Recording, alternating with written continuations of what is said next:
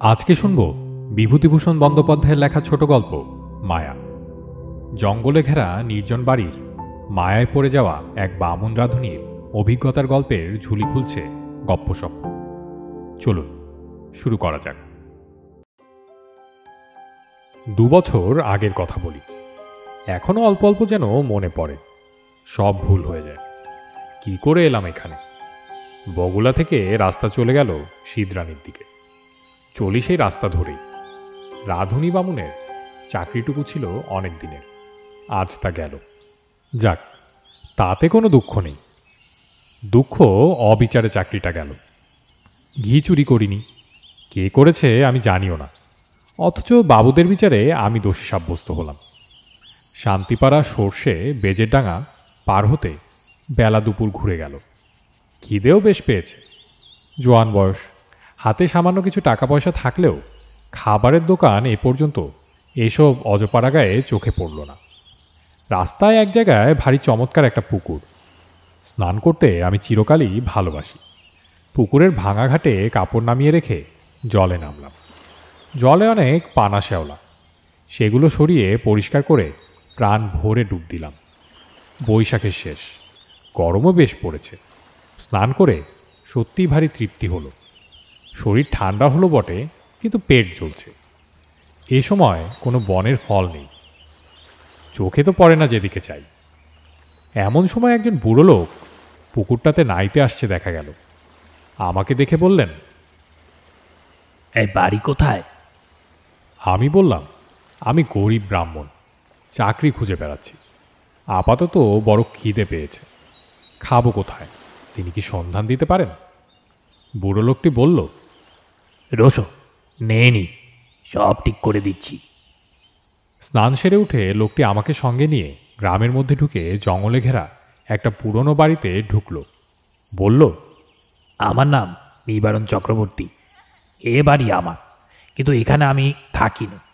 কলকাতায় আমার ছেলেরা ব্যবসা করে, শ্যামবাজারে ওদের বাসা। এত বড় বাড়ি পড়ে আছে, আর সেখানে মাত্র 3খানা ঘরে আমরা থাকি। কি কষ্ট বলো দেখি। আমি মাসে মাসে একবার আসি, বাড়ি দেখাশুনো করি। ছেলেরা ম্যালেরিয়ার ভয়ে আসতে চায় না। মস্ত বড় বাগান আছে বাড়ির পেছনে, তাতে সব রকমের ফলের গাছ আছে। 12 ভূতে খায়। তুমি এখানে থাকবে? বললাম, থাকতে পারি। কি কাজ করবে? রাঁধুনির কাজ। যে কদিন এখানে আছি সে কদিন এখানে রাঁধো, দুজনেই খাই। খুব ভালো। আমি রাজি হয়ে যেতে লোকটা যেন হঠাৎ ভারী খুশি হলো। আমার খাওয়ার ব্যবস্থা করে দিল তখনই। খাওয়া দাওয়ার পরে আমাকে একটা পুরনো মাদুর আর একটা মোটা তাকিয়া বালিশ দিয়ে বলল, বিশ্রাম করো। পথেটে ক্লান্ত হয়ে পড়েছিলাম। ঘুমিয়ে যখন উঠলাম বেলা আর তখন নেই। রাঙা রোদ বড় বড় গাছপালার উঁচু ডালে। এরই মধ্যে বাড়ির পেছনের জঙ্গলে শেয়ালের ডাক শুরু হলো। আমি বাইরে গিয়ে এদিক ওদিক খানিকটা ঘুরে বেড়ালাম। যেদিকে চাই সেদিকেই পুরনো আম কাঁঠালের বন আর জঙ্গল। কোনো লোকের বাড়ি নজরে পড়ল না। জঙ্গলের মধ্যে এক স্থানে কেবল একটা ভাঙা দেওয়াল দেখতে পেলাম। তার মধ্যে উকি মেরে দেখি বুড়ো নিবারণ চক্রবর্তী বসে তামাক খাচ্ছে। আমায় বলল, চা করতে জানো?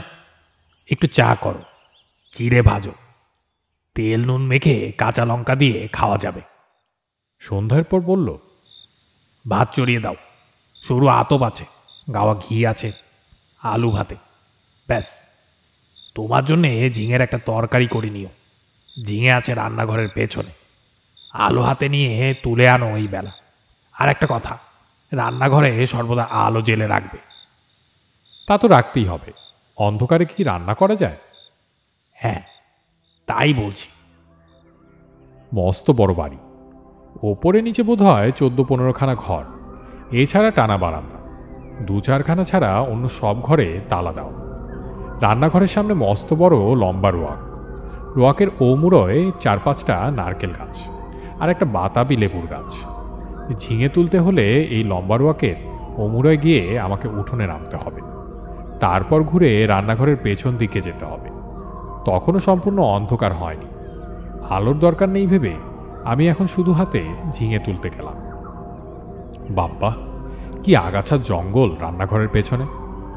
বুনো ঝিঙে গাছ, যাকে এঁটো গাছ বলে, অর্থাৎ এমনি বীজ পড়ে যে গাছ হয় তাই। অনেক ঝিঙে ফলেছে দেখে বেছে বেছে কচি ঝিঙে তুলতে লাগলাম। হঠাৎ আমার চোখে পড়ল একটি বউমতো কে মেয়ে ছেলে আমার সামনাসামনি হাত দশেক দূরে ঝোপের মধ্যে নিচু হয়ে আধ ঘোমটা দিয়ে আমার মতোই ঝিঙে তুলছে। দুবার আমি চেয়ে চেয়ে দেখলাম, তারপর পেছন ফিরে 7-8টা কচি ঝিঙে তুলে আসবার সময় আর একবার চেয়ে দেখলাম। দেখি বউটি তখনও ঝিঙে তুলছে। নিবারণ চকর্তি বললে, ঝিঙে পেলে? আগে হ্যাঁ, অনেক ঝিঙে হয়ে আছে। আরেকজন কে তুলছিল? নিবারণ বিস্ময়ের সুরে বলল, কোথায়? এই রান্নাঘরের পেছনে, বেশি জঙ্গলের দিকে। পুরুষ মানুষ? না, একটি বউ। নিবারণ চক্রবর্তীর মুখ কেমন হয়ে গেল। বলল, কোথায় বউ? চলো দেখি দেখি। আমি তাকে সঙ্গে করে রান্নাঘরের পেছনে দেখতে গিয়ে দেখি কিছুই না। নিবারণ বলল, কই বউ? ওই তো, ওখানেই ছিল, ওই ঝোপটার কাছে। যত সব, চলো চলো। দিনে দুপুরে বউ দেখলে অমনি। আমি একটু আশ্চর্য হলাম। যদি একজন পাড়াগাঁয়ের বৌঝি দুটো জংলি ঝিঙে তুলতে এসেই থাকে, তাতে এত খাপ্পা হবার কি আছে ভেবে পাই। তাছাড়া আজ না হয় উনি এখানে আছেন, কাল যখন কলকাতায় চলে যাবেন তখন বুনো ঝিঙে কে চৌকি দেবে? রাত্রে খাওয়া দাওয়ার পর চকর্তি বুড়ো আবার সেই ঝিঙে চুরির কথা তুলল। বলল, আলো নিয়ে যাওনি কেন ঝিঙে তুলতে? তোমায় আমি আলো হাতে নিয়ে যেতে বলেছিলাম, মনে আছে? কেন তা যাও? আমি বুঝলাম না তাতে কি দোষ হলো। বুড়োটা খিটখিটে ধরনের। বিনা আলোতে যখন আমি সব দেখতে পাচ্ছি, এমনকি ঝিঙে চুরি করা বউ পর্যন্ত, তখন আলো না নিয়ে দোষ করেছি কি? বুড়ো বলল, না না, সন্ধ্যের পর সর্বদা আলো কাছে রাখবে। কেন? তাই বলছি। তোমার বয়স কত? 37-38 হবে। অনেক কম বয়স আমাদের চেয়ে। আমার 63। যা বলি কান পেতে শোনো। আগে নিশ্চয়ই। রাতে শুয়ে আছি, ওপরের ঘরে কিসের জন্য খটখট শব্দ শুনে ঘুম ভেঙে গেল। জিনিসপত্র টানাটানির শব্দ। কে বা কারা যেন বাক্স বিছানা এখানে ওখানে সরাচ্ছে, ভারী জিনিস সরাচ্ছে। বুড়ো সকালে চলে যাবে কলকাতায়, তাই বোধ হয় জিনিসপত্র গোছাচ্ছে। কিন্তু এত রাতে! বাবা, কি বাতিগ্রস্ত মানুষ! সকালে উঠে বুড়োকে বলতে বুড়ো অবাক হয়ে বলল, আমি? হ্যাঁ, অনেক রাতে। ও হ্যাঁ, না, ও ঠিক আছে। আমাকে বললেই হতো, আমি গুছিয়ে দিতাম। চকর্তি বুড়ো আর কিছু না বলে চুপ করে গেল। বেলা 9টার মধ্যে আমি ডাল ভাত আর ঝিঙে ভাজা রান্না করলাম। খেয়ে দিয়ে পোটলা বেঁধে সে রওনা হলো কলকাতায়। যাবার সময় বারবার করে বলে গেল, নিজের ঘরের লোকের মতো থেকো ঠাকুর। পেয়ারা আছে, আম কাঁঠাল আছে, উৎকৃষ্ট পেঁপে আছে, তরি তরকারি পোতো। আমার খাস জমি পড়ে আছে 3 বিঘে। ভদ্রাসন হলো 1.5 বিঘের উপর। লোকাভাবে জঙ্গল হয়ে আছে। খাটো, তরকারি উৎপন্ন করো, খাও, বেচো, তোমার নিজের বাড়ি ভাববে, দেখাশোনা করো, থাকো, ভাবনা নেই। আর একটা কথা, কত লোকে ভেঙচি দেবে, কারো কথা শোনো না যেন। বাড়ি দেখাশুনো যেমন করবে, নিজের মতো থাকবে, কোনো কথায় কান দেবে না। গাছের ফল ফুলুরি তুমিই খাবে। 2টো ঘর খোলা রইল তোমার জন্য। বুড়ো চলে গেল, আমাকে যেন আকাশে তুলে দিয়ে গেল। আরে, এত বড় বাড়ি, বড় বড় 2খানা ঘর আমার ব্যবহারের জন্য রয়েছে। তাছাড়া বারান্দা, রান্নাঘর, রোয়াক তো আছেই। বাড়িতে পাতকুয়ো, জলের কষ্ট নেই। 10 টাকা আগাম দিয়ে গেছে বুড়ো। প্রায় আধমন টাক শুধু আতপ চালু আছে। গাছ ভরা আম কাঁঠাল। এ যেন ভগবানের দান আকাশ থেকে হঠাৎ পড়ল। বিকেলের দিকে তেল নুন কিনবো বলে মুদির দোকান খুঁজতে বেরোলাম। বাপরে, কি ঘন জঙ্গল গাখানার ভেতর! আর এদের যেখানে বাড়ি তার ত্রিসীমানায় কি কোনো লোকালয় নেই? জঙ্গল ভেঙে সুরিপথ ধরে 1/2 মাইল যাবার পর একজন লোকের সঙ্গে দেখা হলো।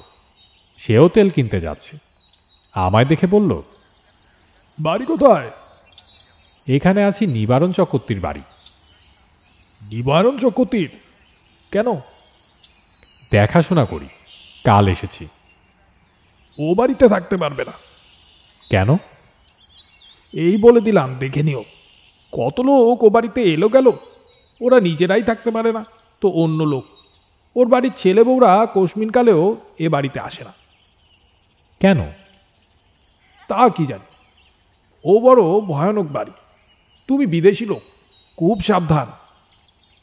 আর কিছু না বলে লোকটা চলে গেল। আমি দোকান খুঁজে জিনিস কিনে বাড়ি ফিরলাম। তখন বিকেল গড়িয়ে সন্ধে নামছে।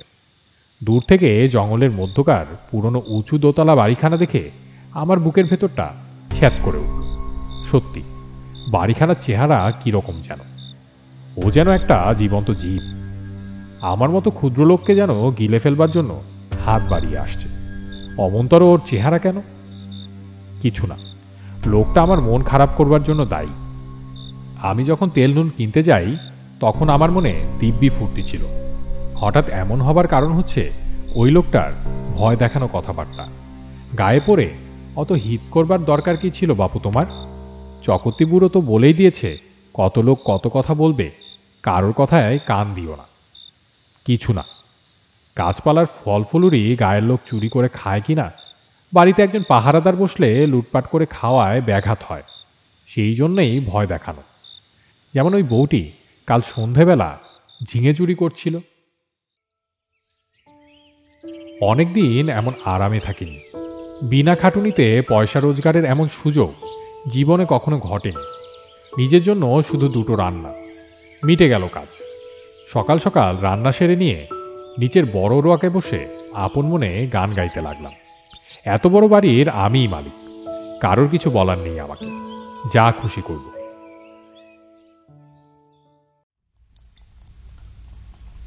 হঠাৎ ভয়ানক আশ্চর্য হয়ে গেলাম। দোতলার নালির মুখ দিয়ে পড়তে লাগলো জল, যেমন উপরের বারান্দাতে কেউ হাত পা ধুলে পড়ে। বেশ মোটা ধারে জল পড়তে লাগলো। তখন আমি উঠে রোয়াকের ধারে দাঁড়িয়ে দোতলার বারান্দার দিকে চেয়ে দেখলাম তখনও জল পড়ছে সমানে, মোটা ধারায়। ওপরের সিঁড়ির দরজায় তালা দেওয়া, চাবি চকতি মশাই নিয়ে গেছে। সুতরাং দোতলায় যাবার কোনো উপায় নেই। এ জল কোথা থেকে পড়ছে? মিনিট 10 পড়ার পর জলের ধারা বন্ধ হয়ে গেল। আমার মনে হলো চকতি মশাই বোধহয় কোনো কলসি বা ঘড়ায় জল রেখে গিয়েছিল ওপরের বারান্দাতে। সেই কলসি কিভাবে উল্টে পড়ে গিয়ে থাকবে? নিশ্চয়ই তাই, তাছাড়া জল আসবে কোথা থেকে? একটু পরে শুয়ে পড়লাম। আলো নিভিয়ে শুয়ে পড়বার সঙ্গে সঙ্গে আমার চোখে ঘুম জড়িয়ে এলো। অনেক রাতে একবার ঘুম ভেঙে গেল। জানালা দিয়ে সুন্দর জ্যোৎস্না এসে পড়ছে বিছানায়। কি একটা ফুলের গন্ধও আসছে, বেশ সুবাস ফুলে। কি ফুল? ঘুমের ঘোরেই ভাবছি কোনো সুগন্ধওয়ালা ফুল তো বাড়ির কাছাকাছি নেই।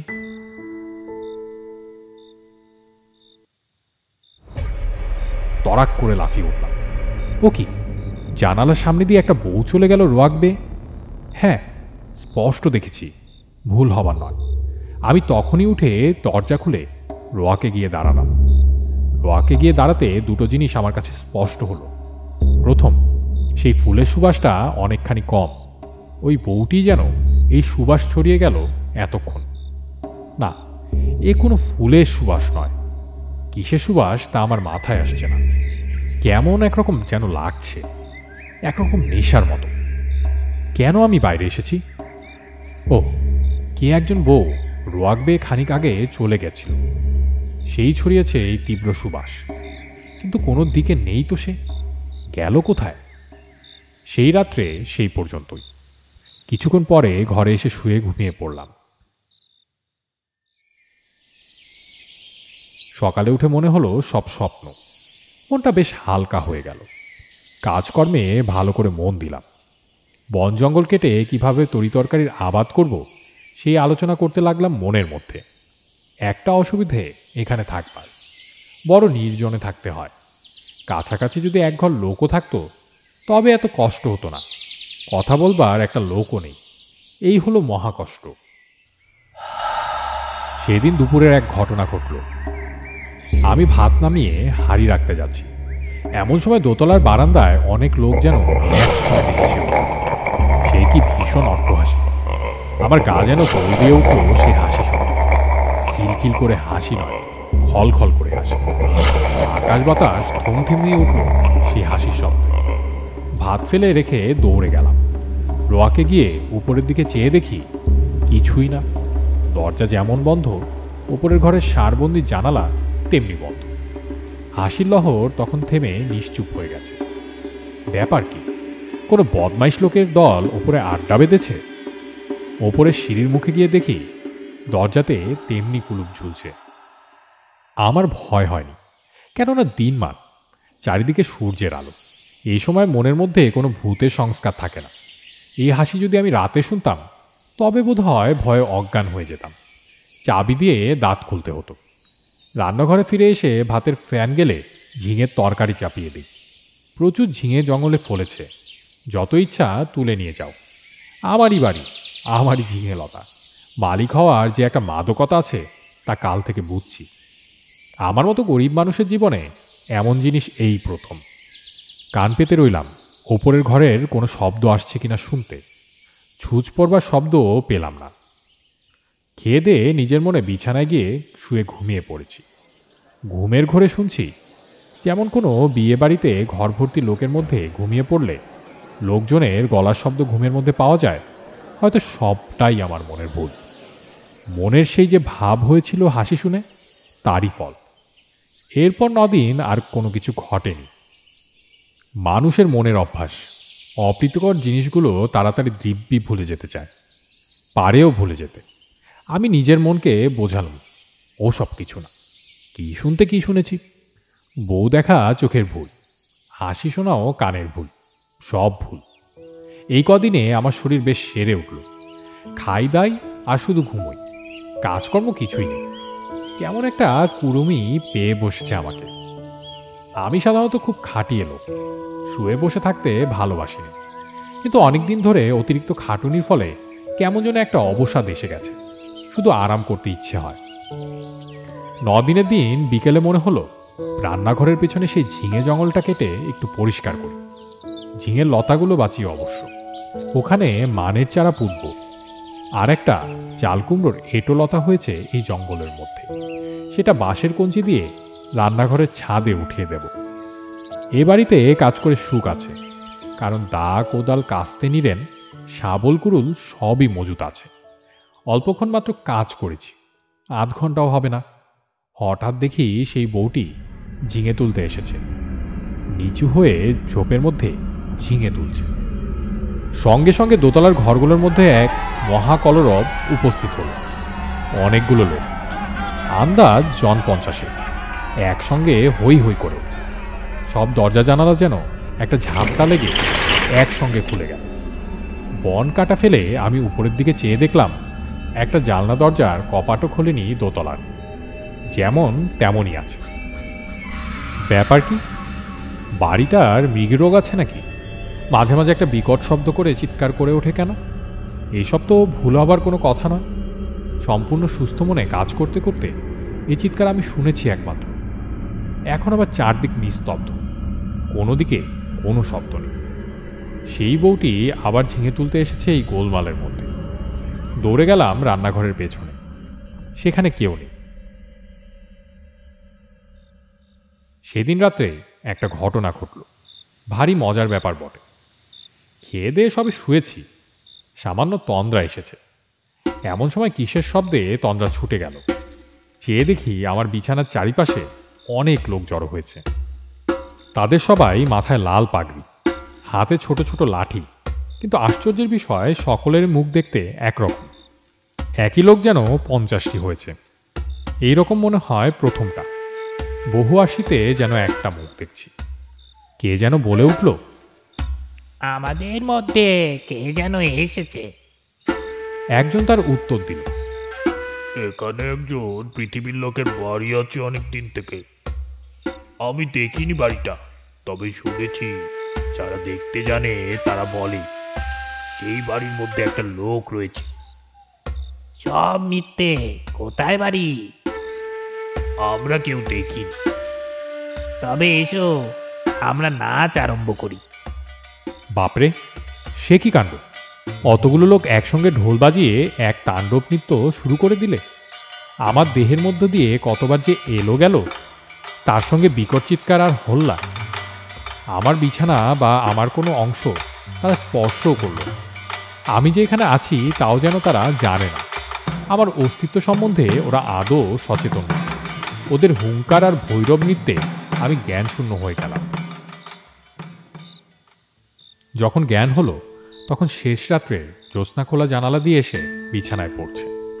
সেই ফুলের অতি মৃদু সুবাস ঘরের ঠান্ডা বাতাসে। আমি আধো অচেতনভাবে জানালার বাইরে জ্যোৎস্নামাখা গাছপালার দিকে চেয়ে রইলাম। কতক্ষণ পরে জানি নে, ভোর হয়ে গেল। বিছানা ছেড়ে উঠে দেখি ঘুমের কোনো ব্যাঘাত হয়নি। সুনিদ্রা হলে শরীর যেমন ঝরঝরে আর সুস্থ হয় তেমনই বোধ করছি। তবে সে ভূতের নাচ কে দেখেছিল? সে নাচ কি তবে ভুল? খেয়ে দিয়ে পরম আরামে শুয়ে ঘুমিয়ে পড়ে স্বপ্ন দেখেছি? তাই যদি হয় তবে এই শেষ রাতে ঠান্ডা বাতাসে ফুলের সুবাস পেয়েছি তা কোথা থেকে এলো? সেই বউটি যখন চলাফেরা করে তখনই অমন সুবাস ছড়ায় বাতাসে। সুবাসটা ভুল হতে পারে না। এখনও সেই গন্ধ আমার নাকে লেগে আছে। কোনো অজানা বনফুলের সুবাস হয়তো। তাই হবে। তেল কিনতে গেছি দোকানে। দোকানি বলল, কিরকম আছো? বলি, কিছু দেখেছো নাকি? না। শুনেছো কিছু? না। খুব বেঁচে গিয়েছো তুমি। তোমার আগে যারা ওখানে থাকতো তারা সবাই একটি বউকে দেখতো ওখানে। তাই এমন হতো শেষে ও বাড়ি ছেড়ে আর নড়তে চাইতো না। তারপর রোগা হয়ে দিন দিন শুকিয়ে শেষ পর্যন্ত মারা পড়তো। দুটি লোকের এইরকম হয়েছে পর্যন্ত। বাড়িতে ভূতের আড্ডা।